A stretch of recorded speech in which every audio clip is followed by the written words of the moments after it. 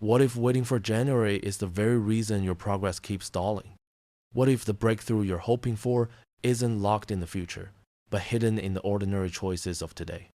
And what if the momentum you crave for the new year could already be in motion before the calendar even turns? Every year, millions of people step into January with bold resolutions. They buy new gym memberships, order expensive planners, and promise themselves that this will finally be the year of change. The first few weeks are full of enthusiasm, early morning workouts, meal prep, new routines, but then the pressure of daily life creeps in. Work deadlines pile up, stress mounts, and slowly those shiny resolutions lose their glow. By February, most treadmills are empty. By March, the planners gather dust. By November, people quietly admit defeat and coast through the holidays, consoling themselves with a comforting lie. I'll start fresh in January. But January comes, and the cycle repeats again and again. This ritual of delay seems harmless, but it quietly robs us of progress. Imagine losing 10 months of growth every single year, waiting for January like a magic reset button. That's not just procrastination, that's a lifetime of stolen opportunities. The reality is that change doesn't come from the flip of a calendar page. It comes from the flip of a mindset. The great lock-in is a challenge to reject the cycle of delay and to use the final months of the year as a launchpad, not a graveyard. It's about doubling down when others are checking out and proving to yourself that momentum is built today, not someday. Think of momentum as a snowball rolling downhill. At first, it's small and stubborn to move. But once you give it a push, it starts rolling, gathering more snow, gaining weight and speed until it's unstoppable. If you wait for January, you're standing still at the top of the hill, freezing in the cold, while others are already chasing their snowball halfway down the slope. But if you start pushing today, even with the tiniest effort by January, your snowball will already be thundering downhill and you'll be unstoppable. Consider the world of sports. Legendary coach Nick Saban didn't build championship teams by obsessing over trophies or rankings. He built them by teaching players to focus entirely on the single play in front of them. Not the championship game, not the scoreboard, not the crowd, just the current snap, the current block, the current throw. If it succeeded, they celebrated briefly and then moved on. If it failed, they corrected it and moved on. Play after play, practice after practice, that relentless focus built empires of excellence. This philosophy, called the process, isn't just for athletes. It's for anyone who wants to master the art of progress. Philosophers echo the same wisdom centuries ago. Marcus Aurelius fought the same battles we fight today. He admitted that mornings tempted him to stay in bed, to choose warmth over effort. But he reminded himself that just as bees buzz, ants labor, and plants grow, human beings are designed to rise and act. Epictetus urged people to declare who they wanted to become and then to live each day in alignment with that declaration, one small step at a time. Seneca practiced nightly reflection, holding a mirror to his own soul. Where did I fall short? What can I improve tomorrow? This loop of intention, discipline, and reflection built inner strength far greater than external motivation could. Yet, many people fall into the trap of massive goals. They want to lose 100 pounds, write a bestseller, or build $1 million company. The ambition is admirable, but the sheer size of the goal suffocates them. The weight of someday is so heavy that they never even take the first step. The truth? Every massive achievement in history was pieced together from small, ordinary steps. Rome wasn't built in a day. A novel isn't written in a weekend. Transformation is never instant, it is constructed brick by brick. Take writing as an example.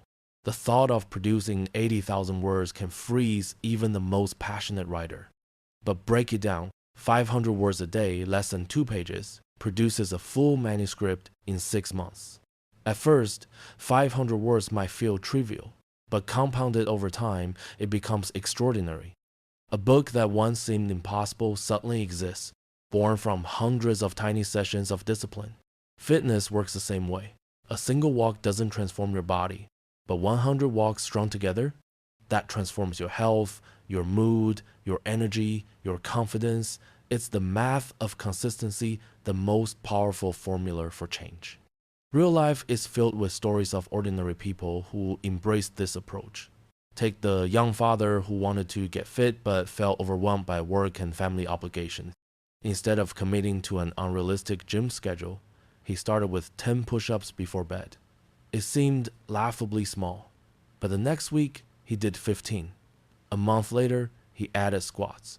6 months later, he was running 3 miles.